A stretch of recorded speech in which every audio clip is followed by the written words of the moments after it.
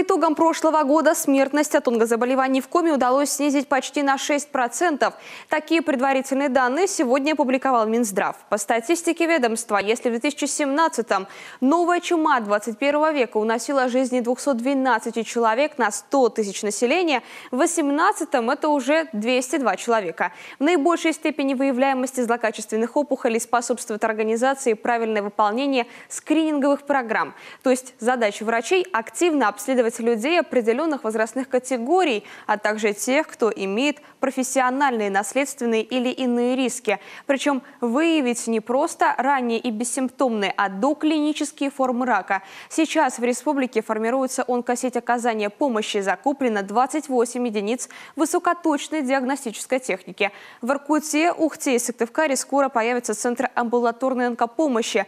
Также в планах региона переоснастить республиканский онкодиспансер и детскую клиническую больницу.